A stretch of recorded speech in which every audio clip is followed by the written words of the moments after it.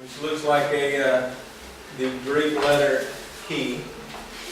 И выглядит эта структура как греческая буква «Хи». And the center point is the important piece. И вот то, что оказывается в центре, вот тоже важно. Now let's look at John chapter 1, verse 1 through 14. Давайте посмотрим Иоанна, 1 глава, с 1 по 14. Anybody want the scribe here? Ты не хочешь быть нашим певцом? And so we just want to underline things that match. Maybe put Мы a будем one or подчеркивать то, что важно.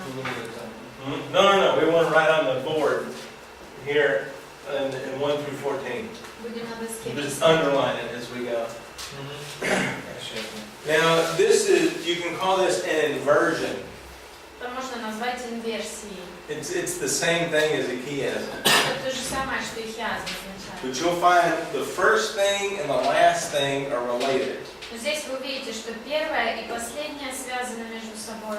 The second, the next to last, the third, and the third to last. Затем второе, предпоследнее, третье и то, что перед предпоследним. And when you work your way to the middle, you'll see the key element. И дойдя до середины, вы увидите основной элемент.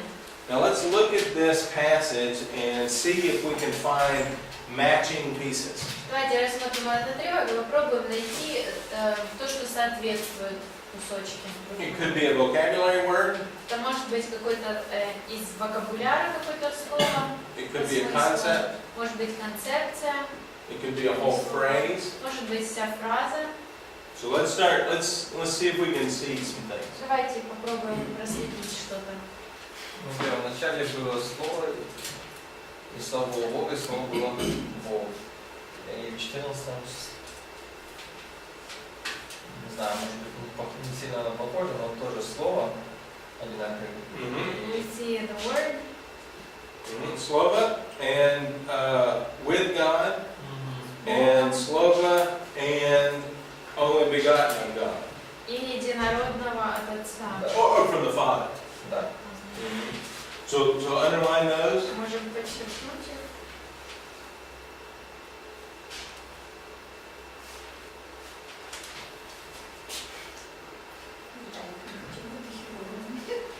Кто? Хирург? Почему? У них с Богом, да? У нас Бог у Бога. Да? Да. And give us a dean and a dean. So we know that. Or we could use different colors, but that gets busy. Может быть, другим цветом? Но не надо. И один, и один. Я понял. Okay.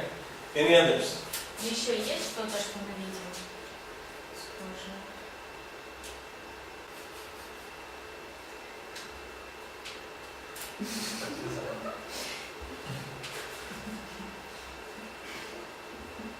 Imagination. Воображение. You mean the next verse? Or still No, this? anything. Anything. Вообще, что угодно. You have 14 verses to Значит, work with. 14 все, можете дальше идти по следующему. Ну все. Оно было вначале у Бога. Ну, то есть вначале у Бога и от Бога родилось. То есть похожая идея, да? In the beginning with God and was born of God. Может быть, Ну, если из пальца высосать, то ну, предлагаю что-то лучше. я не могу. Не можешь? Так не критикующая. Молча сижу. Значит, не Молодец. могу.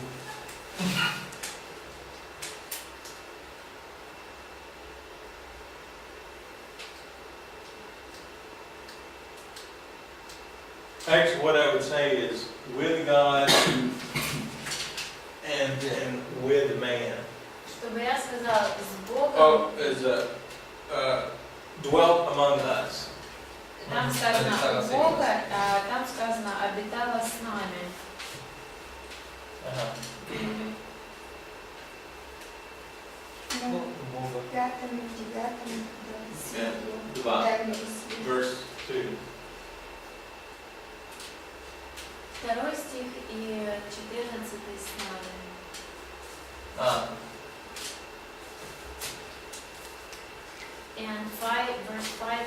verse 9, light. Да.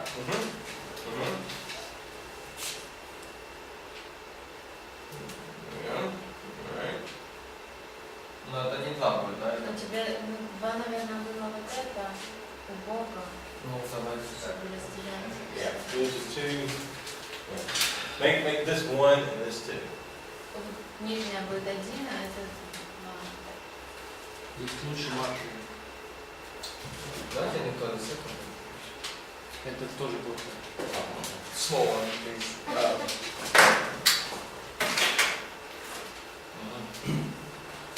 Спасибо.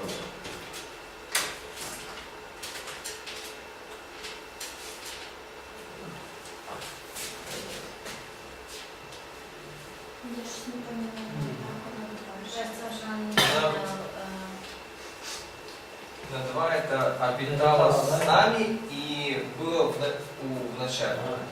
Может, ты будешь стоять теперь возле полосочек, тогда будет понятно, потому что у нас в одном стихе несколько полосочек. Вам это будет понятно? Мне кажется, да. А я, может, не шутку. Я тоже не понимаю, но он сказал. Ну, так треба перепитати, що ж ми пишемо. Why did you say two, Сейчас подожди. the first is two? Is it for word or it dwelt with us? I think it's the concept. This is only begotten from the Father, relationship with Father, and with us. And here's with. То есть он это отнес не к слову, а к обитало с нами, слово как параллель было у Бога. This is the same as God, and this is with us. This is the same as God, and this is with God. Там получается то же самое, что и Бог и с Богом, а здесь то же самое, что и Бог и с нами. Look at creation. Посмотрите на сотворение. Is there creation here? Есть ли это творение или сотворение? Просто, может быть, я извиняюсь, что скажу, там у них одинаково просто. Там с Богом в английском переводе и тут тоже с. А у нас по-другому, у нас поэтому не видно в украинском языке. Трудності перекладу. Да? Просто не повижу, почему так повлияло, если это Ну, я тоже не видел, допустим.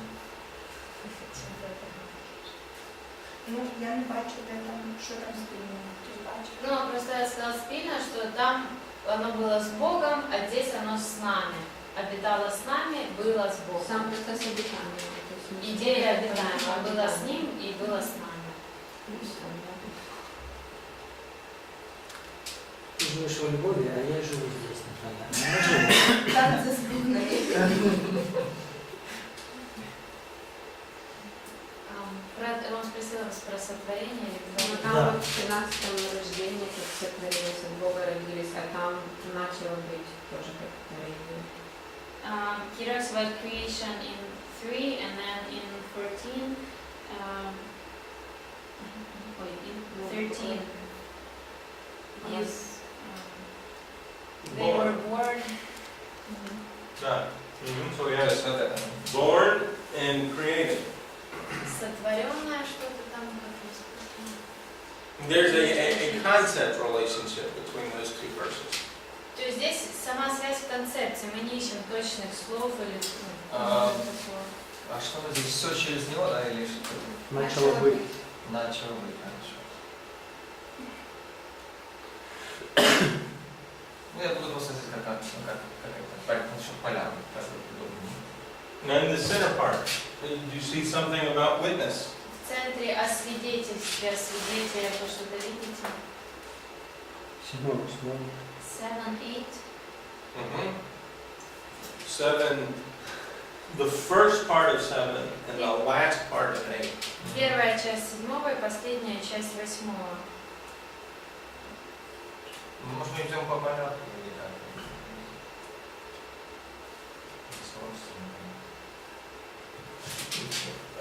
The witness? Yeah. Okay. Yeah. There we go. All right. Now, just to finish this up quickly, what's the center part? Какая центральная часть? Is there a phrase that catches your eye that may be the most important thing in the Gospel of John? Если здесь какая-то фраза, которая бросается в глаза, может быть, самая важная идея послания от Иоанна, Евангелия от Иоанна. Дабы все уверовали. That everyone believe. There we go. So circle that as the Так, center part. давайте обведем эту центральную часть. Вот это? Mhm. Библия.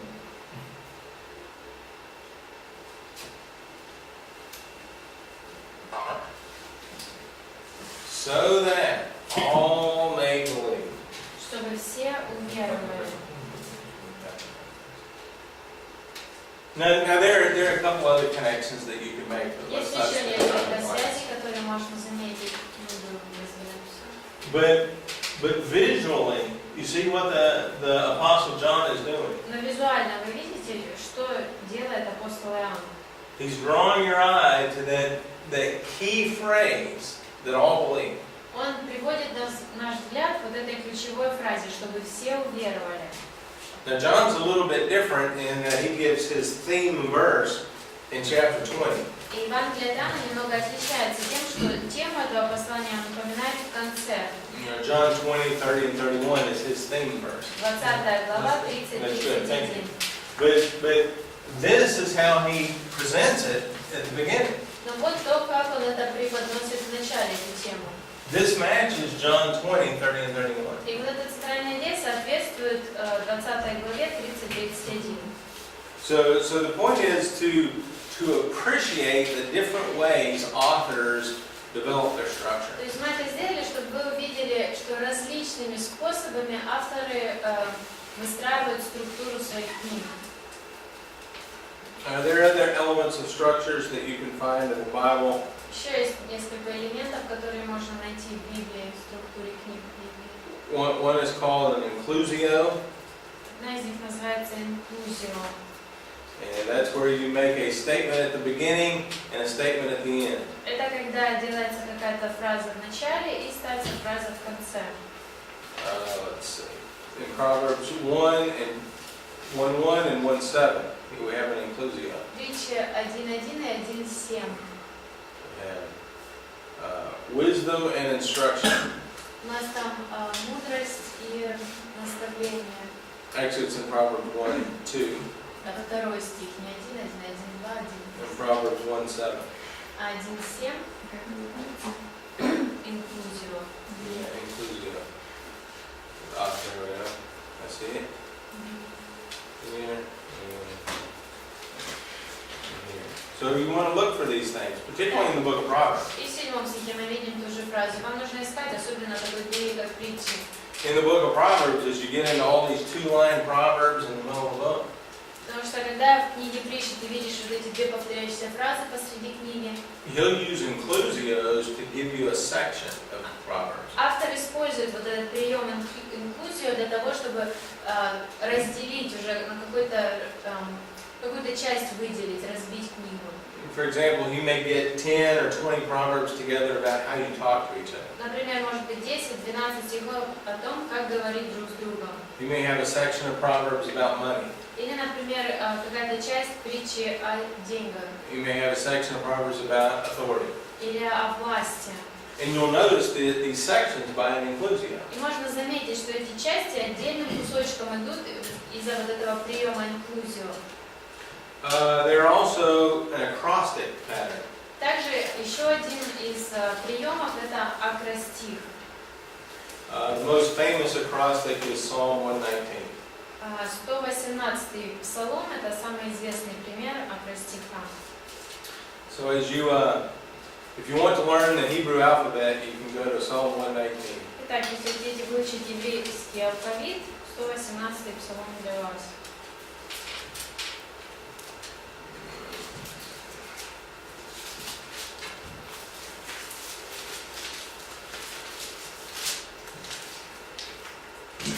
Now Psalm 119 begins in its first paragraph with Aleph. 118-й псалом, первая часть его начинается с алеф.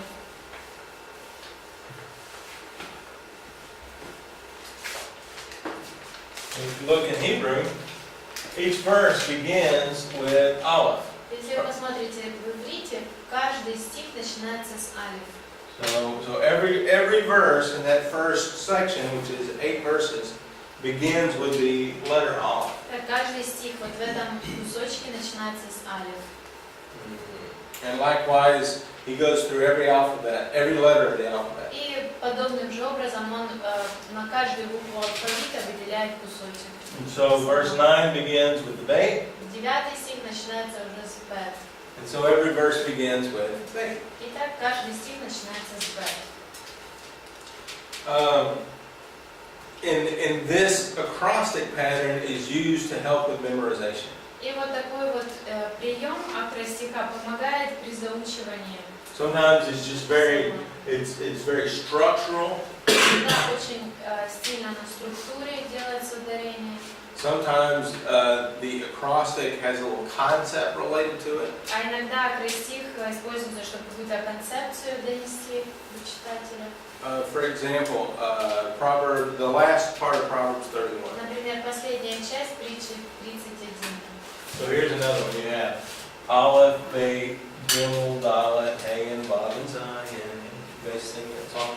Вот еще один пример, как он по алфавиту идет. So if you look, for example, the Hebrew letters came from a picture. Если вы посмотрите на то, что еврейские буквы, они основаны были на изображении. And many of the letters actually have a meaning. И многие буквы несут в себе какой-то смысл. For example, the Hebrew letter in verse 19, Yod. Например, в 19 стихе еврейская буква Йод. Well, right here, Yod is the word for hands in Hebrew, and here's the word for hands, her hands. И, например, Йод это слово означает руки на иврите, и здесь даже само слово руки начинается с Йода. Kaf is the letter for palm of the hand. Кав это буква, которая означает ладонь. And so here, the word is her palm. И здесь само слово ее ладони. And so you see the actual letter being used in the verse. То есть здесь мы видим, как сами буквы специально используются в конкретных стихах. So this acrostic pattern is a memorization tool to help you memorize something. Итак, вот этот акростих это прием для того, чтобы помочь при заучивании стиха, запомнить его. And there are several patterns in the Bible that are acrostic patterns. Есть несколько вот таких случаев, где используется акростих в Библии. And then, of course, the last structural aspect to pay attention to is atmosphere. И последний аспект по поводу структуры – это атмосфера. The atmosphere often has a lot to do with what the author is saying in his book. Атмосфера часто связана, напрямую связана с тем, что автор хочет сказать в своей книге. So don't get mistaken about Noah's Ark. Итак, не впадайте в заблуждение по поводу ковчега Ноя. It's not all nice and friendly and happy with the animals. Там не так, что было, что все счастливые, довольные, все животные. The atmosphere of Noah's Ark is very gloomy. Очень угрюмая атмосфера, темная атмосфера ковчега. So now let's take a look at how to deal with a verse. Теперь давайте посмотрим, как изучать и исследовать стих. Let's study a verse in its context. Давайте изучим какой-то стих в его же контексте. Now remember, when we talked about words, words don't have a meaning outside of the context. Помните, мы говорили с вами, что слова, они не обладают каким-то конкретным смыслом вне контекста. Now a dictionary can give you a general meaning of a word. И в словаре вы можете найти общий смысл слова. The specific meaning of that word is found only in its context. Но конкретно, что значит слово, в каком-то случае показывает лишь его контекст. Likewise, a verse. Точно так же и стих. When an author presents you a sentence, he's giving you a complete thought. Когда автор преподносит вам какое-то предложение, он дает завершенную мысль. But that complete thought is related to its context. Но вот эта завершенная мысль будет связана с контекстом, в котором она находится. So we'll take Hebrews 12, 1 and 2. Итак, мы возьмем с вами Евреям 12, 1, 2. So there's 6 steps as we go through this. И разбирая их, у нас есть 6 шагов. We want to ask the question, how does the verse begin? Нам нужно задаться таким вопросом, с чего начинается стих. And often that's a conjunction. И зачастую начинаться он будет с союза. So we want to ask, how does the verse begin? Look for a conjunction. Итак, первое, с чего начинается стих, ищите союзы, если они там. That conjunction will give us a relationship with the previous material. И этот союз укажет на взаимосвязь с предыдущим материалом. So our second step then is to read the previous content, the previous context. Тогда следующим шагом будет прочитать предшествующий контекст. Sometimes the previous material will be a paragraph or it may be a whole chapter. И это может быть либо какой-то отдельный абзац предшествующий, либо даже вся глава. And so we want to get into our mind what is the general content of the previous section. Итак, нам нужно разобраться, какая основная суть предыдущего абзаца, предыдущего содержания. Now, a third step is obviously to read the following section. Следующий шаг, конечно, будет прочитать последующую часть, последующий абзац. We want to know where the author is going. Нам нужно определить, в каком направлении идет автор, к чему он это ведет. And again, as we read the next section, it may be a verse, it may be a paragraph, it may be a chapter. Итак, в следующей части это тоже может быть один стих, может быть целый абзац, а может быть вся глава. So when we read the following verse, when we read the following context, we want a general idea of what it's saying. Итак, исследуя последующий контекст, нам нужно опять-таки определить основную идею. Our fourth step is to get the general nature of this verse. Следующий шаг – это определить общую природу этого стиха. In other words, is this a command? Is it a promise? It's just a statement of fact. Другими словами, здесь просто утверждается какой-то факт, или дается повеление что-то делать, или дается обещание о чем-то. What is the nature of this verse? Какова природа этого стиха?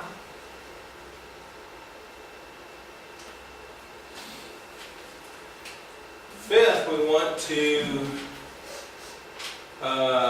start noting how this verse relates to the context. Пятое – это нам нужно определить, как этот стих связан с контекстом. We want to start using our observation skills. Нам необходимо начать использовать наши навыки наблюдения. The key questions we want to ask are who, what, where, when, and how.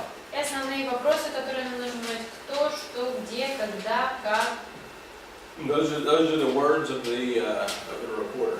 Это те все вопросы, которыми задается репортер. And then we want to see what the connection is with what happened before and what the connection is with what happens after. И нужно определить, какая связь между тем, что произошло до этого, и тем, что произойдет после этого. Now the sixth step is to summarize our observations. Шестой шаг – это подвести итог нашим наблюдениям. And sometimes just writing these things down helps your mind engage in the passage. Иногда просто в результате того, что ты записываешь все это помогает тебе в своем разуме больше обдумать это. All right, so someone please read Hebrews 12, 1 and 2. Итак, прочтите туда, пожалуйста, Евреям 12, 1 и 2. Посему и мы, имея вокруг себя такое облако свидетелей, свергнем с себя всякое бремя, и запинающий нас грех, и с терпением будем проходить предлежащее нам поприще, взирая на начальника и совершителя веры Иисуса, который, вместо принадлежавшей ему радости, претерпел крест, пренебрегший посрамление, и воссел одесную престола Божия. All right. So look to see where the paragraph begins and ends, to see where the context begins and ends. Посмотрите, как начинается стих, как заканчивается, чтобы определить, с чего начинается или на чем заканчивается контекст. Where would you say the paragraph of these verses begin and ends? Где бы вы сказали, абзац этих стихов начинается и где он заканчивается?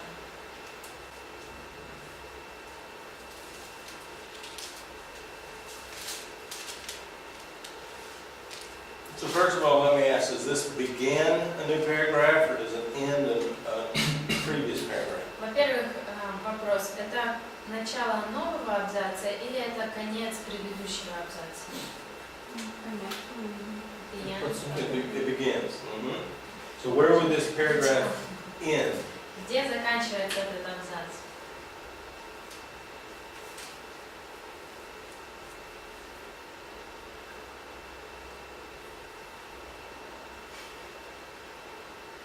Два стиха это весь, эти два стиха это целый абзац.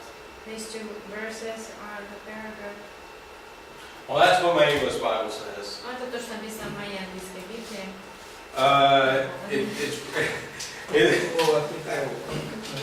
It's probably, well, look at verse 3. It begins with the word for. What is Greek here? We don't have for. I have Gar.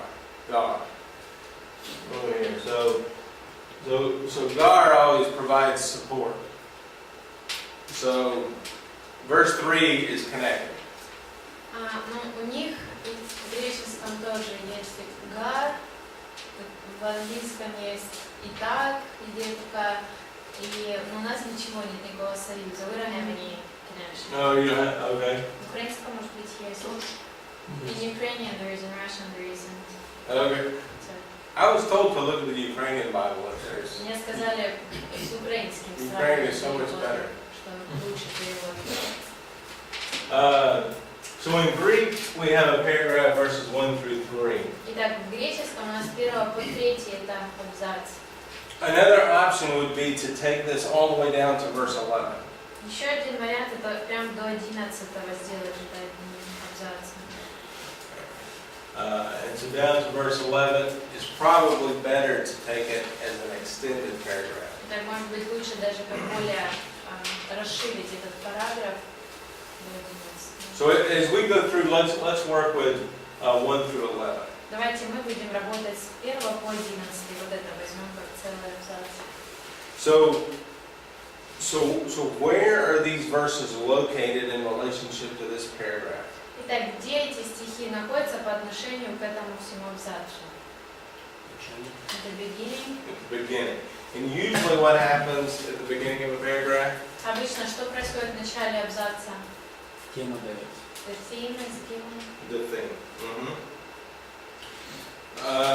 So the verses that we're dealing with are theme verses for this section of Scripture.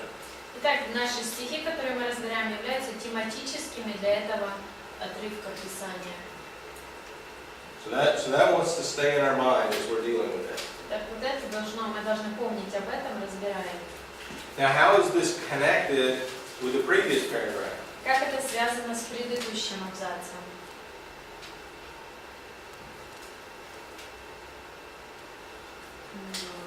Здесь по всему стоит в начале стиха как объяснение, и дальше. The conjunction, therefore, kind of explains Предыдущие. the previous Very good. paragraph.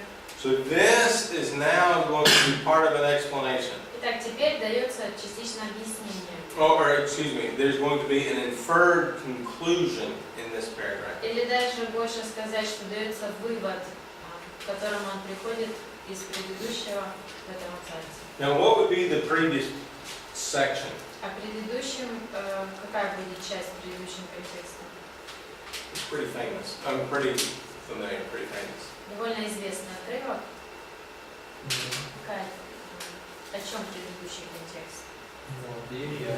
Faith and heroes of faith. That's right. The heroes of faith Да, of chapter 11. 11 главы. So we read all of these heroes of faith in chapter 11. Итак, вот мы прочли всех этих героев веры в 11. And now the author tells us, therefore. И теперь автор говорит, посему.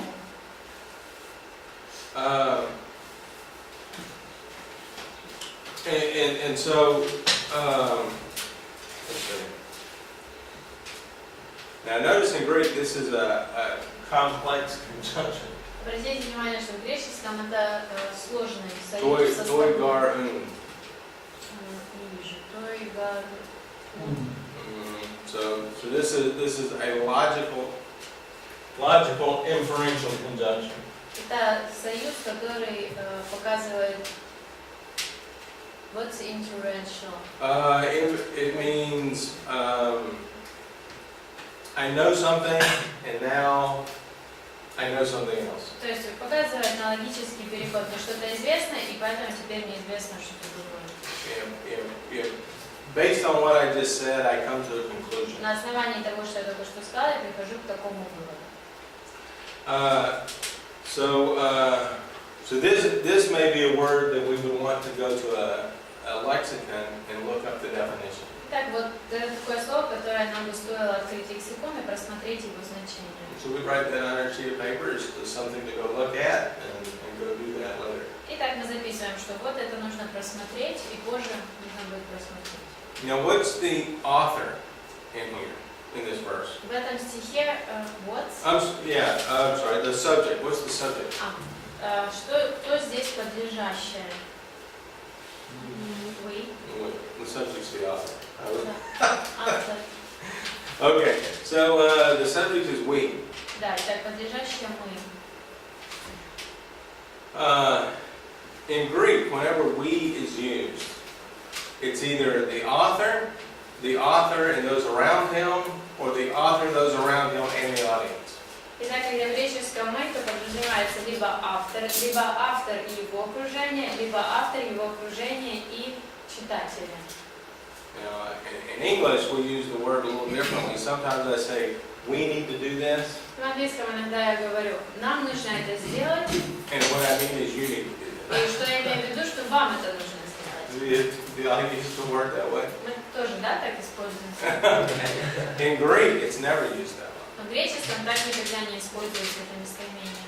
So, which way is we used this time? Is it we meaning me, the author? Is it we meaning Paul and Titus? Or is it we meaning Paul, Titus, and all of us? Итак, кто здесь мы? Только Павел и Тит, или Павел, Тит и все мы?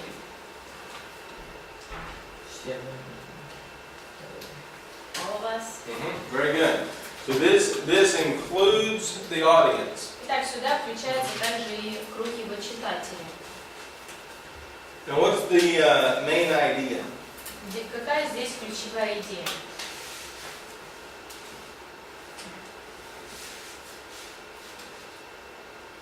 Что мы имеем какое-то облако свидетелей. That we have a cloud of the witnesses. We have that. У нас это есть. That's correct. But what's the main verb here? Это правильно, но основной глагол здесь какой?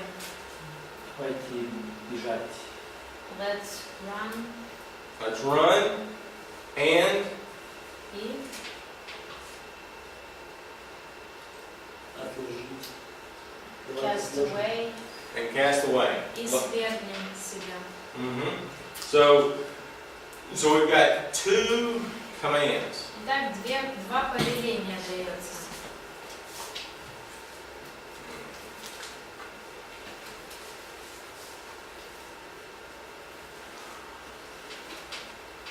Actually, lay aside as participles. Okay. And run. Okay, so we're gonna lay aside something, and we're going to run a race. Итак, мы свергнем что-то себе и будем бежать этот забег, пробегать. Now let's start asking these when, where, how, why, to whom questions. So Теперь мне нужно задать все вот эти вопросы: кто, что, когда. now with that, we're going to have modifying clauses that give us an idea of how to do these things. Обычно есть придаточные предложения, которые помогают нам правильно это все определить. So what's one of the modifying clauses? Maybe you should explain what's in the process. Oh, I'm sorry. A clause is a phrase or group of words that modify. Can I explain? Yes, that Describe. explain. They explain the main idea. То есть поищите здесь придаточные предложения, которые объясняют, помогают понять основную идею. So let's pick one of these phrases. Давайте возьмем одну из таких фраз.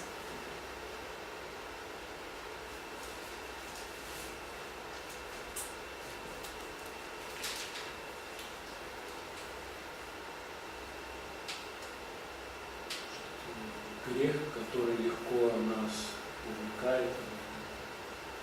Sin that легко, easily Запинает. makes us stumble. Okay? Makes us stumble.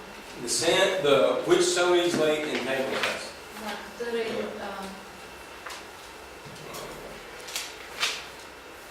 запинающий нас грех. Entangling sin, ensnaring sin. Запинающий нас грех. Now, which question word does that describe? Is that why, how, when? Вот на какой вопрос будет ответом эта фраза? Какую информацию она дает нам? Что, кто, когда? What? What? And what does easily entangling modify? Что объясняет? Фраза запинающий, слово запинающий, что она определяет? Sin. Sin. Okay, Для слова грех. so there is such a thing as sin that entangles us. То есть что-то такое, что является грехом, и оно нас запинает. Now, how's that related to what the author's saying? Как это связано с тем, о чем говорит автор?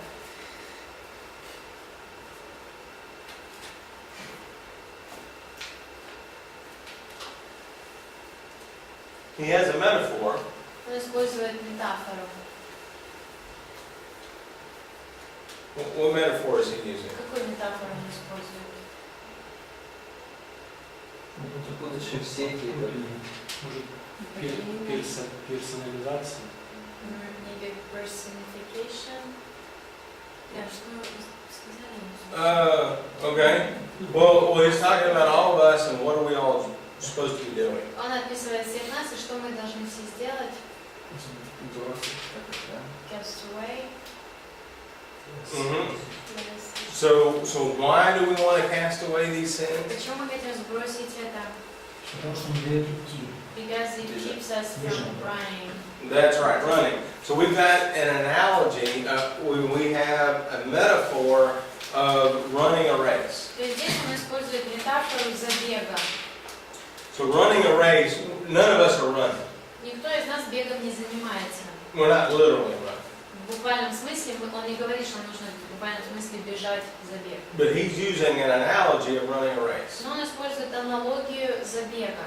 So how does entangling someone relate to running a race? Итак, как вот это слова дает описание, что он запутывает нас, как это связано с забегом, когда ты бежишь на скорость? Мешает. Well, it keeps you from running. It makes you fall down. Да, ты падаешь из-за этого. It makes you lose the race. Из-за этого ты проигрываешь в этом забеге. So if you picture a whole bunch of people running a race and your feet get entangled, say in your shoelaces, Если вы представите группу людей, которые участвуют в забеге, и ты вдруг запутываешься ногами в чем-то, например, в шнурках, well then you would lose. ты тогда проигрываешь. So he has now a sin that entangles us. И вот он теперь говорит о грехе, который нас запинает. He also says in there you have encumbrances. Now what's an encumbrance? Where is it? Where is that word here? That's this word right here. Бремя. Да, все на себя всякое бремя. Like a burden. Burden. You have a burden. Now how does a burden relate to a race? Как бремя связано тоже с забегом? Не может быстро бежать. You cannot run fast. That's right, it slows you down. Правильно, тебя это тормозит. So there are things in life that slow you down, Так есть в жизни что-то, что тебя тормозит. and there are things in life that will wrap up your feet so that you fall, И также есть то, что запутывает твои ноги, и ты падаешь. and they're related to sin. И это все связано с грехом. Now let's look at the first phrase, this cloud of witnesses. Давайте первую фразу посмотрим. Облако свидетелей. What does that cloud of witnesses refer to? К чему относится эта фраза облако свидетелей? 11 глава. To chapter 11? Chapter 11. So when we read the previous context, now we see that being brought into this verse. Итак, прочитав предыдущий контекст, теперь мы видим, как в этом стихе он ссылается на него. So he takes an entire chapter and then calls it a cloud of witnesses. Итак, он говорит облако свидетелей, а подразумевает всю 11 главу. Now what's a witness? Что такое свидетель? Человек, который видел. Who saw something? They saw something. Now what do you think they're seeing? И как ты думаешь, они видели что-то, и как ты думаешь, что они видели, что они видят?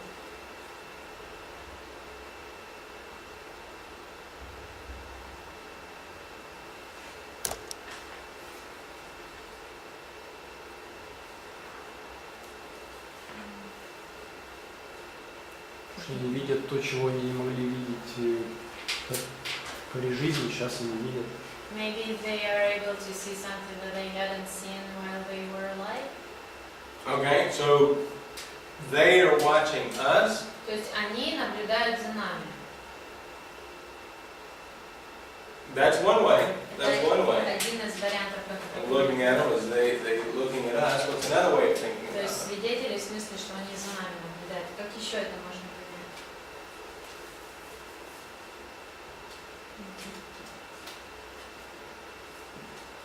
Они были свидетелями чудес, которые через них делал Бог. They witnessed wonders that God made through them. Okay, so they are witnesses of God. То есть они свидетели Бога тогда. Okay. How else can we take this concept of witness? Как еще можно понимать вот эту концепцию свидетелей?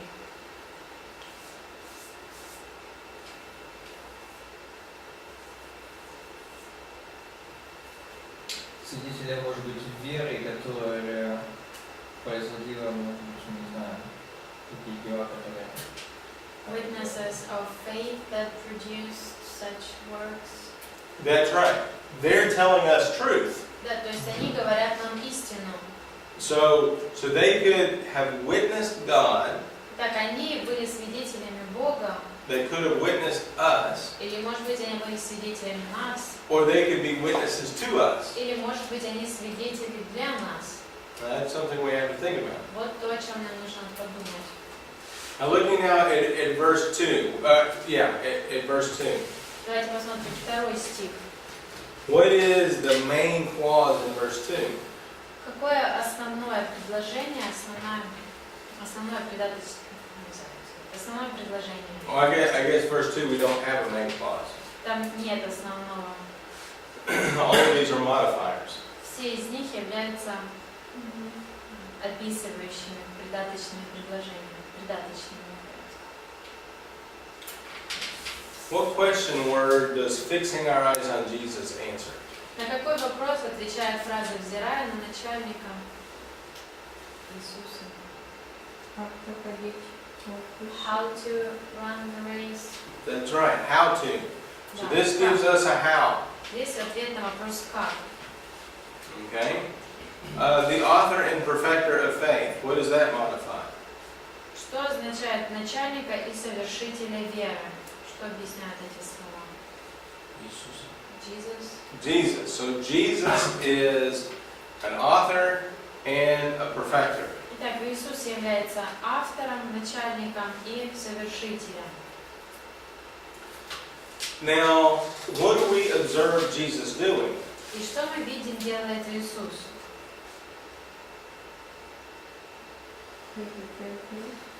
He suffered the cross. That's right. We saw him suffer the cross. You will probably have to explain the preposition here. You have for the joy, it's huper or anti. Anti. So in Russian it sounds more like instead of the joy said before him. Ah. So as if he exchanged joy, he chose cross instead of joy. Not he chose cross because of the joy. Okay. Okay, so we see that the cross is related to joy somehow. Так мы видим, что крест связан с радостью. Okay. And now what is he doing? Что теперь он делает? Он претерпел крест, и что теперь он делает? Посел решение отца. He sat on the right hand of God. Okay, and then sat down at the right hand of God. И затем сел по правую руку престола Бога. Where is right? What verb tense is this? Какое это время грамматическое? Восел. Perfect. Perfect. So that has already happened. Итак, это уже произошло.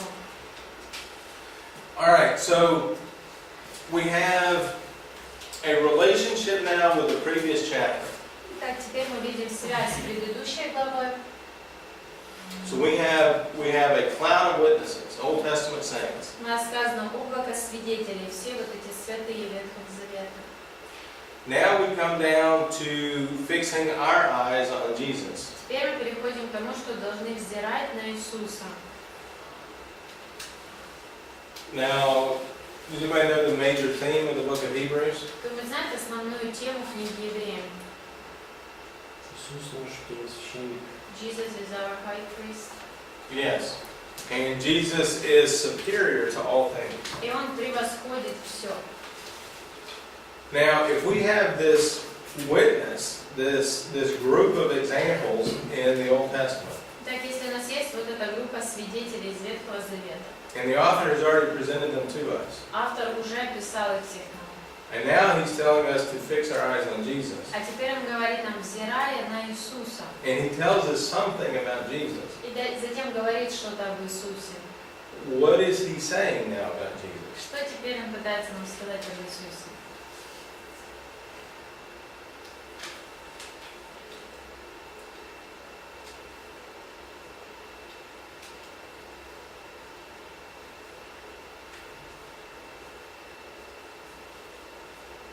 Just for the background of the book of Hebrews, we've already seen in Hebrews that Jesus is superior to angels. И еще по поводу основного фона книги Евреям мы видели, что Иисус превосходнее ангелов. He's greater than people such as Moses, Joshua, and Aaron. Он превосходнее таких людей, как Моисей, Иисус Навин, Аарон. His priesthood is better than Aaron. Его священство лучше, чем священство Аарона. He's the a minister of a better covenant Он является служителем лучшего завета, because he's offered a better sacrifice. потому что он принес лучшую жертву. So now where's his superiority here? А теперь в чем его превосходство здесь?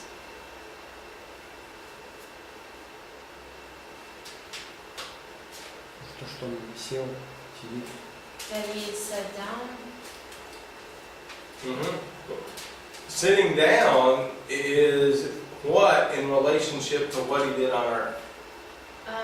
Чем является восседание по отношению к тому, что он сделал на земле? Как награда? Like a reward? Yes. Good. Very good. Because that's what Hebrews is about. Да, потому что об этом и книга Евреям. So Jesus is an example as a human being in what way? Итак, Иисус является примером как человек в чем? Он претерпел и получил от отца награду. He suffered and he received the reward from the Father. That's right. And in chapter 11, what did we see? А в 11 главе что мы видим? Герой. Heroes of faith. Heroes of faith because they had what? Из того, что у них что было? Или что они сделали? Определенные дела. What? Определенные дела. Certain works. Yes, they had work, they had testing, they had sufferings. Да, у них были дела, у них были испытания, страдания. Now Jesus is the best of all examples. Иисус является наилучшим из этих всех примеров. And so if we concentrate on Him, we can do our job.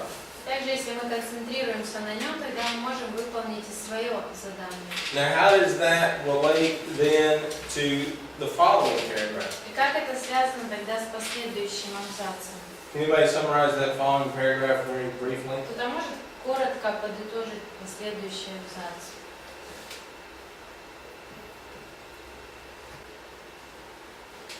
I think the key word there is discipline. Ключевое слово там дисциплина.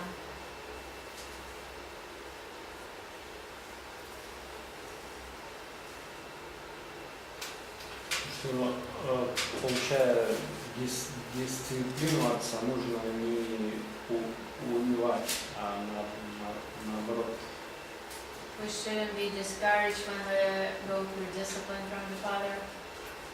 Now, how does that paragraph relate to these two verses? Теперь как вот этот абзац связан с этими двумя стихами?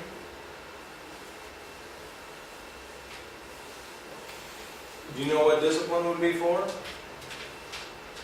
Вот, Do you know the за reason that we would за- receive discipline? Знаете, за что мы будем дисциплинированы? За что у нас будет За бунт, за грех. For sin, for rebellion. Right? And what sin are we talking about in О verse каком 1? грехе в первом стихе мы говорим?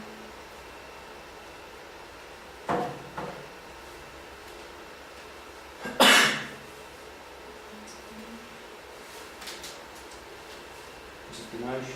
Entangling. Yes. So we have sins that will cause us to fail in the race. Итак, у нас есть грехи, из-за которых мы проиграем этот забег. We have sins that burden us so that we won't win. Также есть грехи, которые являются бременем для нас, так мы не выиграем. And God provides a method through parents' discipline to get rid of those things. А Бог дал нам способ через вот такую дисциплину избавиться от этих грехов. So we have a whole bunch of examples in the Old Testament that went through that. Итак, у нас есть целая куча свидетелей из Ветхого Завета, которые прошли через это. Now we're given a command in verses 1 and 2. А теперь нам дается повеление в первом-втором стихах. And then in the following paragraph we have a reason И затем related to discipline. в последующем абзаце нам дается причина, связанная с дисциплиной. So these verses now we kind of analyze where they fit into this passage.